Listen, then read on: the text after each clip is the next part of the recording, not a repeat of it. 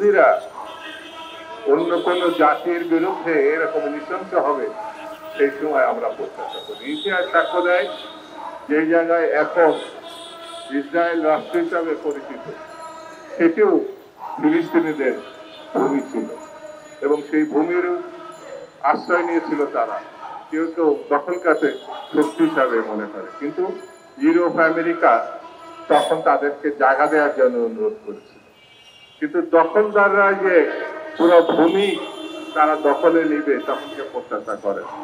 বন্ধুরা, আমি বক্তৃতা বেশি আজকে করব না, কারণ ছোট ছোট শিশুদের, নারীদের, সাধারণ মানুষের যে ভয়ঙ্কর পরিণতি সেটা পত্র পত্রিকা সাংবাদিকদের মধ্য দিয়ে, ওখানে অনেক সাংবাদিক ইতিমধ্যে নিহত হয়েছে, যারা সংবাদ প্রকাশ করে তারা বিশ্বকে জানাচ্ছে তারা ওখানে লাশ দিতে হয়েছে এবং হত্যাকাণ্ডের শিকার হয়েছে। এটা চোখে দেখা যায় না, এটা কোনোভাবে কেউ মানতে পারে না। মানবতার শত্রু হিসাবে যারা পৃথিবীতে আছে, যেমন বার্মা বা মায়ানমার থেকে যখন বাঙালিদেরকে উচ্ছেদ করেছে, হত্যাকাণ্ডের মাধ্যমে নিশ্চিহ্ন করতে চেয়েছে, মানবতার শত্রু হিসাবে মায়ানমারকে সারা বিশ্ব তখন ঘৃণা প্রকাশ করেছে। আমরা প্রায় 10 লক্ষের অধিক মানুষকে, বাংলাদেশ একটি দরিদ্রপীড়িত জাতি, তারপরেও তাদেরকে আমরা কিন্তু বের করে দিই না, আশ্রয় দিয়েছি এবং দিনের পর দিন, মাসের পর মাস, বছরের পর বছর আমাদের এই অর্থ এবং খাদ্য তাদের সঙ্গে ভাগাভাগি করি। এটাই বাংলাদেশ, এটাই বাঙালি জাতি, এটাই বাংলাদেশ।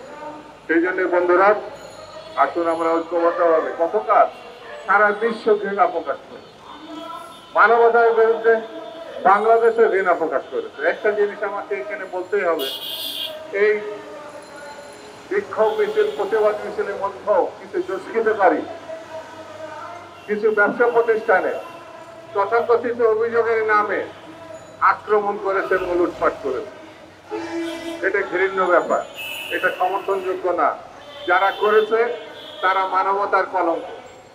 তারা জাতিগতভাবে আমাদের যে গৌরব, আমাদের যে অহংকার করার মতো মুক্তিযুদ্ধ, আমাদের মানবতার সপক্ষে যে প্রতিবাদ, সেটাকে তারা কলঙ্কিত করেছে। আগামীতে এদের বিরুদ্ধে এই লুটপাটকারী, এই দখলদার, তাদের বিরুদ্ধে আমাদের সজাগ থাকতে হবে, ঐক্যবদ্ধ থাকতে হবে। বন্ধুরা, কালকে বাংলাদেশ সহ সারা বিশ্ব, মুসলিম বিশ্ব বলবো না, সারা বিশ্ব এই ঘৃণ্য প্রচেষ্টার বিরুদ্ধে দাঁড়িয়েছে। তবে দুঃখ হয়, আল্লাহ আমাদের বহু সম্পদ দেওয়া সত্ত্বেও বাঙালি জাতির, মুসলিম জাতির অন্যতম প্রধান তারা রুখে দাঁড়িয়েছে। কিন্তু যাদের রুখে দাঁড়ানোর জন্য আমরা প্রত্যাশা করি, সেসব দেশ কিন্তু, বিশেষ করে মধ্যপ্রাচ্যের বিভিন্ন দেশ, কার্যকর ভূমিকা না নিয়ে কিছুটা নীরবতারই পালন করেছে। আমার মনে হয় এটা পরিহার করে সারা বিশ্বের সঙ্গে ইসলামী জাতির অতীতের যে লড়াইয়ের ইতিহাস, সেটাকে ধারণ করে এই মানবতার সপক্ষে আমাদের দাঁড়াতে হবে। এই মানবতার রক্ষা যদি আমরা না করতে পারি, তাহলে ইসলামকে রক্ষা করা, আমাদের নবী করিম সাল্লাল্লাহু আলাইহি ওয়াসাল্লামের প্রতি আমাদের যে শ্রদ্ধা, ভালোবাসা, সেটা প্রশ্নের মধ্যে পড়ে যাবে।